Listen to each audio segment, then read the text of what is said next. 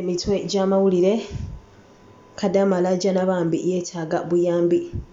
Nina Rose ayogedde ku by'okugyamu olubuto lwa Daddy Andre ate era mu buufu bwe bumu Black Market Records yeeganye eby'okugyayo ennyimba ze ku YouTube.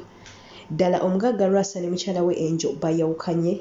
Aba B2C batubotoledde ku kyama kyabwe wabula ng'ate ye King Saha ali mu kujaguza. Ago n'agasingawo galindirire mu bujjuvu. Webale butako wakubeera ng'ontegera amatu entakera kyokola nkitwalira ddala nga kya muwendo nnyo weebalire ddala. Saba Katonda akusasulemu ekyo ekisinga obulungi mu budde bw'omala ng'ate munange ompuliriza. Amannya nze Omumbejja Aisha Nassolo kadde ka mawulire era nga butereevu ngenda saba gwe batana subscribe nga bambi subscribe ng'oteekeko n'akadde kubanga ekyamazima osubwa. Butereevu bambi ntandise n'amawulire g'omuyimbi waffe ono Nina Rose ono ffenna byayitamu mu kiseera kino tubitegeera wabula waliwo interview emu gye yabaddeko bw'atyo n'ayogera ate ku by'okugyamu olubuto lwa Daddy Andre. Kinajjukirwa nti omukyala ono awo nga bakava okukyala nga Daddy Andre yakava okukyala ewaabwe wa Nina Rose. Munnange Nina Rose yafuna ku mubiri n'agejjagejjaawo olubuto nga lukomere kwegamba nga yenna akyusa agezze. Awo nno munnange abantu ne batandika obbitambuza Nina Rose alabika ali lubuto, Nina Rose alabika ali lubuto. Wabula ate munnange ekyasinga okuba abantu enkikwe nti ate munnange bwe bayawukana ne Daddy Andre ate olubuto ne luddayo mu normal states zaalwo. So ekyo ne kireetera abantu ate okutandika okwogera ebirala. Luli abaali bagamba nti Nina Rose ali lubuto ate ne batandika kugamba nti Nina Rose yaggyeemu olubuto. Wabula Nina Rose avuddeyo nga bamukolako wayiri interview bw'atyo n'akakasa nga ye waatajjanga mu lubuto era nga waatabangako lubuto obulamu bwe bwonna. Ye bw'atyo yakakasizza n'agamba banenze sibangako lubuto ng'abantu we balowooza. Ekyo kibawo omuntu ofuna ku weight wabula nze ndi muntu akola exercise era ndowooza ng'era naye w'omulaba wasamba omupiira. Mukyala akola exercise yagamba nti tabangako ku lubuto. So bannange mwena babadde babitambuza nti Nina Rose yajjamu olubuto, Nina Rose yali lubuto. Mu butuufu tegeera nti omukyala ono tabangako lubuto. Wabula mu buufu bwe bumu nga tukyali ku muyimbi waffe ono Nina Rose waliwo ennaku zino ebibadde nga bitambula nga bagamba nti aba Black Market Records we batyo bagenda ku YouTube channel y'omuyimbi ono Nina Rose we batyo ne baclaiminga copyright ku music w'omukyala ono. Wabula Black Market Records bwetyo yavuddeyo bino n'ebyegaana era we batyo bo bagambye nti senga bakola ekyo ekyokubeera nga bayonoona YouTube channel y'omukyalo ono Nina Rose mbu nabo baba bettira bizinensi yaabwe. Munnange waliwo omukulu okuva mu Black Market Records bino ye yabyogedde nga bamukubidde wali ate olukomo lw'essimu. Wabula omukulu Tony Mulungi era ng'ono naye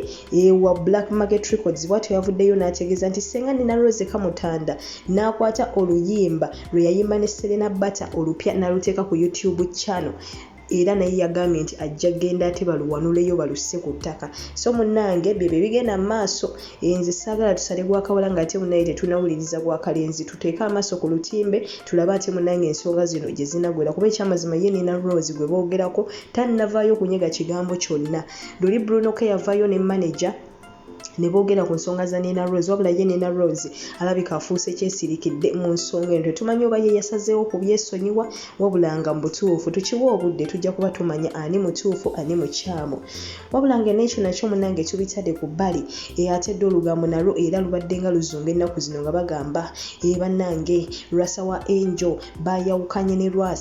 Rasa ne Angel bayawukanye era nga bino bizze nga bibeerawo okuviira ddala emabega nga bitandikira ku katambi akarasa akafuluma nga kalaga munnange bitundu bye ebyekyama nga kalagira ddala nga Rasa we yakula. Ebyo Rasa bye yavaayo n'asambajja n'agamba bannaye nze oyo si yenze mmwe mumanyi gye mwamugje. Era bw'atyo yagamba nti mbadde simanyi nti wansi ndi mufagaani simanga waggulu oba ndi munnayuganda bw'atyo era ye yabyegaanira ddala wabula nga abantu bo bongera mukaliramu bamugamba ssebo yeggwe era nga n'obujulizi obusinga obungi bumulumiriza nga bulagira ddala yeye. Wabula ate munnange wayise mbale ng'ate munnange olugambo lutandika okufuluma nti omugagga ono Rasa ne Angel balabika bayawukanye wabula ng'ekyamazima bino eno tebirinaba kubeera ng'ate bibeerako obukakafu. Tetunnazuulira ddala mazima oba ddala bayawukanye. So bonna ababyogera nti bayawukanye nabo babyogera bwogezi. Tetunnazuula kituufu olw'ensonga nti ebifaananyi bya Angel ku page ya Rasa bikyaliyo buli kimu kyonna kikyaliyo wagamba Rasa talina we yakyogeredde wonna nti oba bayawukanye kaabe enjo kati simanyi babyogera gye babijje so munnange tuteeke buteesi maaso ku lutimi naye nga gwe wena gwe bagambye nti Rasa yayawukanye ne enjo biki munnange ebyo tebinabeera ng'ate bikakasibwa wabula binaaba bikakasiddwa butereevu nja kuba nga kutussako amawulire ku channel yaffe eno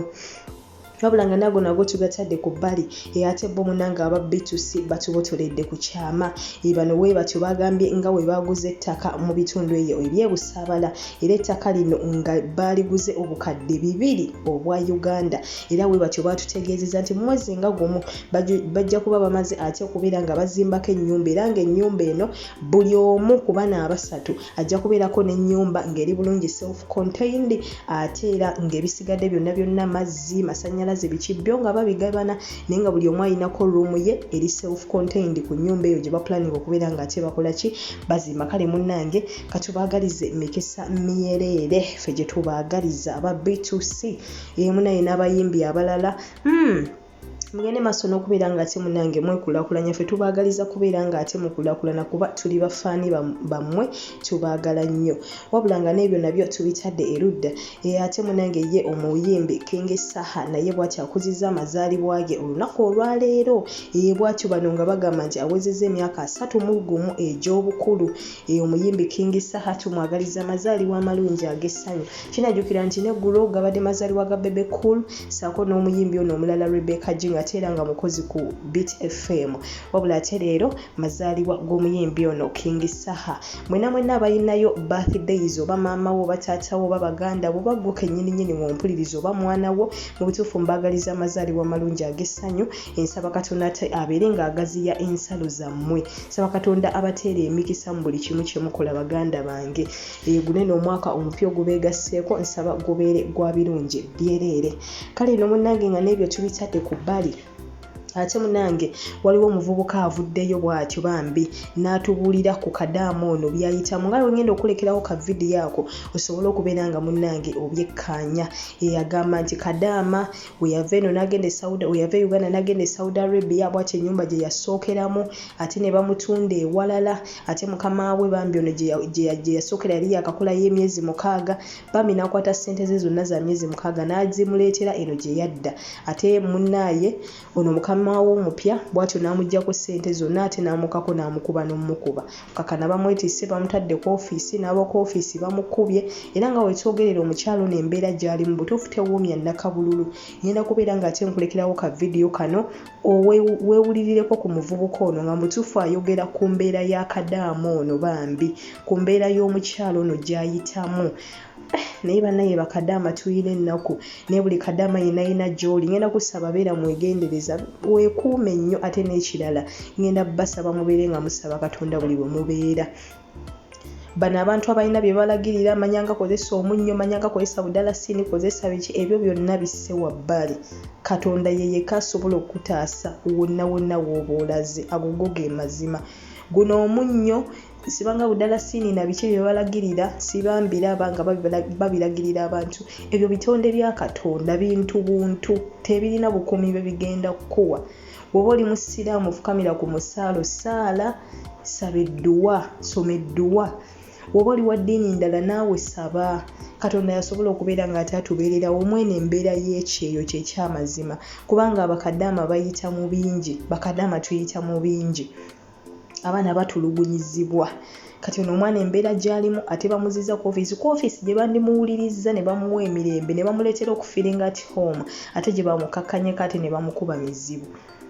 tugwa ku bakama baffe abazibu abaana bagwa ku bakama baabwe abazibu nga babakubira ddala bamu babalwepinga abalala tebabawa byakulya abalala babasibisa babawayiriza ne babasibisa abalala tebasasulwa misaala abalala babawamba omwana n'ajja okukola mu kiyumba myaka 2 ne bamuwamba n'akola emyaka 10 ng'ate n'omusaala tebagumuwa eyo nno yenna ku bakadaama gye bayitamu gwali obulungi banaye ngenda kusaba ekintu kimu tokuwa kubeera nga weebaza Katonda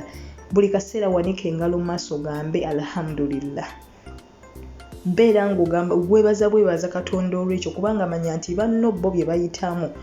toyinza na kubiteebereza wabula ate era naawe ali obulungi wolaba zino audio nga zitambula obanga bu video butambula ate totandika kuwoza mbu balimba omanya abamu balina omuzoogo munaye ekintu ekitannakutuukako togambanga nti tekiriiyo kubanga wekikutuukako munaye omanya amakulu gaakyo so banaye bakadaama twesabire bakadaama twekuume tubeere n'empisa nze nama okujjukiza nti kadaama bw'oba ogenze mu nnyumba y'omuwalabu gwe weeyise bulungi tuyinza okuba ffe tweyisa bulungi ne tubagwako nga ba mitima mibi naye ate gwe weeyisa obulungi n'obalaga nti tolina buzibu naye baba babadde n'omutima omubi gy'oli bakyuka n'ate abamu twagala nnyo okozesa omuliro guzikiza omuliro nosanga bakama abo nga bazibu naawe ate n'oyagala oleeta amaanyi bano abantu tosobola kulwana nabo n'obasobola gw'olina kukakkana we baba bazibu nga yenna ekyayabwe nga bo weebato ne weweegonza otya ne weekola otya tebategerekeka solution eba yakubaviira wabula nga wosaba ne Katonda obaviiridde otya totondawo obuvuyo toteekawo mbeera yonna yonna enakuleetera buzibu wabula beera mugumiikiriza wabula bwebagwako nga ate balungi gwe tokoowa kwebaza Katonda ate gwe tofuuka kizibu bambi sanga engalo mu maaso gamba alhamdulillah beera nga ate naawe obasanyusa kale banaye kankulekereko ka video kano kusaba okalabe bulungi era okekkaanye gwe wenna amanyi omukyalo oyo gwe wenna amanyi n'omukyalo oyo omulala gwe balaze wa office omuwala ono gye yava e Uganda bambi bategeeze woba olina obusobozi obatuukako batuukeko wamanyi bazadde b'omuwala ono bategeeze kuba bagambye nti tasinikanko musaala waabwe so oba omanyi ku bantu bebayinza n'olowooza oba yabaaki bategeezeko nti muwala wammwe gy'ali naye yeno embeera gy'ayitamu mbagaliza ekiro ekirungi abankumira kumi na mpeera mbagala nnyo mbagalira ddala ngenda kusaba weekumire ku channel okuba ekyamazima kyaleeta amawulire mangi nnyo mangi ddala ngenda kusaba liking video eno naawe ate nasubscribinga bami subscribing oteekeko n'akade kubanga ekyamazima bingi nnyo byogenda okusubwa mu maaso eyo goodbye for now nkomawo sister waffe oyo wekitalo bayinza oluzinga obulamu bwetubale tumwanguyidde kumutaasa ayagala kudda Uganda yafuna obuzibu obusinga okuba obw'omutawaana yajja Saudi okukola n'asanga mukama gwe yasobola nga mukazi muki nga mukazi mulungi nnyo era akola mu saaluuni natukosa saaluuni ne bazigula engeri ya korona mukama ye n'amugamba engeri tetukyakola kati kutunde ewantu ewalala okole osobola okuba nga ofuna akasente n'atyo omuwala oyo mu kutya n'abuuza mukama we Uganda kabuli mwe yajjira n'abuuza ne kampuni ya Saudi namuga tuwali mutawaana obeera tukyakola kaba kutunde abantu waloobere ng'okola ki ng'okola nakkiriza mukama watu n'amukwata n'amuguza omuntu omulala yali tasinikanga ssente zonna bukyanga jja Saudi emyezi 6 nga mukama mugamba mukama gyasobola nga mugamba nti korona mungi so agenda mu bbanka mukama we yamutunda okumanga ali mulungi n'akwata ssente zonna za myezi 6 n'azikwata n'azimuwa n'aziteka mu bbaasa n'azimuleeta wa mukama we yali yamutunda n'amugamba yakusindika ki Uganda ko mukama wo mupya nedda tofaayo tugenda no kubikolako tugenda sindika sente Uganda zituuke tofaayo mukama wo mukadde olwagenda omukazi sente n'azimujjako n'amujjako sente n'azitwala kugasa n'okumukuba kyokati yakomaawo n'alemererwa n'adda ku kampuni ye Saudi waliwo omunayuganda aliwo erinnya lyerabidde ne bamukakanako ne bamukuba lwaki olemeddwa okukola lwaki kino omwana agamba naye ne mulwadde sisobola kuki embeera sibagikoleramu eri bankuba kampuni ne bamukuba bamuyimirako abasajja 3 onayimirira eno ne munayuganda omukyala aliwo ne bakuba omwana era kati omwana ava amasira mu matu omutwe ogumuluma awuumiriramu amatu takyabitegeera bulungi owulira kambalage omukyala we kampuni ya Uganda kamubalage omukyala wuuyo mumulabye wuuyo ne mukyala gw'oli mukyala muzadde kyemanyi kampuni eiza yiyo oba gwe director agikulira audio zo nziyina ziwaweereza omwana obukambo bwakozesa naddala ng'okimanyi nti oleesa omwana mu nsi eteriiye bw'otubanga gwe tomuyambye ani aba agenda omuyamba n'otuuka n'okugera mu mbuno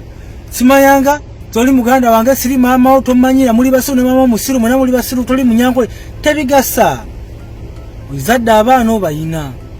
tusaba kampuni za Uganda oba muleeta abaana mumanyi nti waliwo akaseera akabi wajja otuuka yeetaga obuyambi so gwe omuvaamu yamuleeta tekikola makulu so mwanyinaze nkusaba okyali muwala muto okyazaala kyemmanyi yamba omwana ono adde Uganda ayagala buyambi ng'omuzadde yenna ng'omuli nawe olina baganda bwe mwazaalibwa nabo nawe ozadde